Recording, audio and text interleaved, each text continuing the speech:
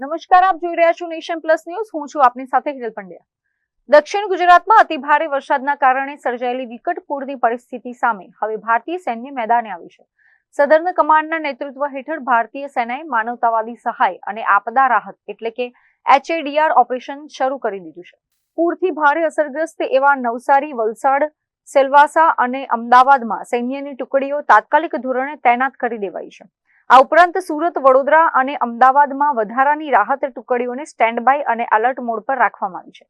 ભારતીય સૈન્ય NDRF, SDRF અને સ્થાનિક નાગરિક પ્રશાસન સાથે ગાઢ સંકલન સાધીને રાહત કામગીરી ચલાવી રહ્યું છે. સૌથી ગંભીર સ્થિતિ ધરાવતા નવસારીના પૂરગ્રસ્ત વિસ્તારોમાં ગઈકાલે 23 જુલાઈ 2026ના રોજ મોડી રાત્રે જ સૈન્ય દ્વારા બચાવ કામગીરી શરૂ કરી દેવામાં આવી હતી. સેનાના જવાનોએ પૂરતા પાણીમાં ફસાયેલા 43 નાગરિકોને સુરક્ષિત રીતે બહાર કાઢીને નવજીવન આપ્યું છે. હાલમાં પણ સૈન્યનું રેસ્ક્યુ ઓપરેશન સતત ચાલુ છે. નાગરિકોની તમામ જરૂરિયાતોને પહોંચી વળવા માટે સેના દ્વારા ઉચ્ચ સ્તરીય સજ્જતા જાળવવામાં આવી રહી છે. ભારતીય સેનાએ સ્પષ્ટ કર્યું છે કે પૂરની આ આપત્તિમાં નાગરિકોના જીવનની સુરક્ષા અને સમયસર મદદ પહોંચાડવા માટે તેઓ પ્રતિબદ્ધ છે.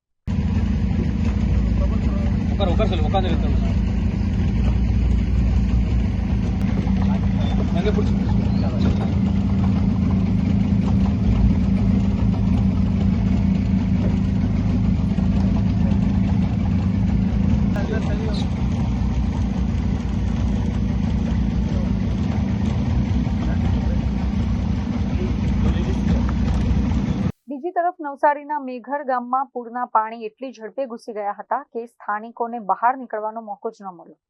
ચારે તરફ પાણીનો ઘેરાવો વધી જતા અનેક લોકો ઘરોની છત અને ઊંચા સ્થળો પર ફસાઈ ગયા હતા.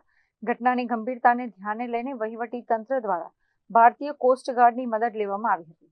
કોસ્ટગાર્ડના હેલિકોપ્ટરે મેઘર ગામ પર પહોંચીને અત્યંત જોખમી સ્થિતિ વચ્ચે હવાઈ બચાવ કામગીરી હાથ ધરી હતી. ટીમ દ્વારા પૂરના પાણીમાં ફસાયેલા લોકોને એક પછી એક સફળતાપૂર્વક એરલિફ્ટ કરીને સલામત સ્થળે ખસેડવામાં આવ્યા હતા.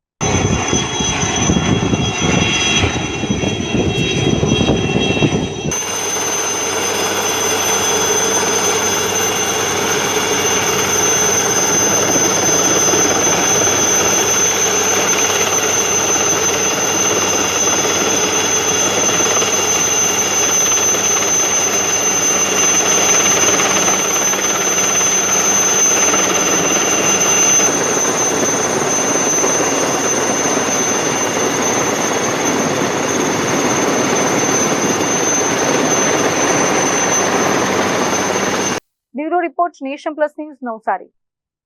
સમાચારોના સતત અપડેટ મેળવવા માટે અમારી નેશન પ્લસ ન્યૂઝની યુટ્યુબ ચેનલને સબસ્ક્રાઇબ કરો, બેલ આઇકન દબાવો અને જોડાયેલા રહો ફેસબુક, ઇન્સ્ટાગ્રામ અને ટ્વિટર પર.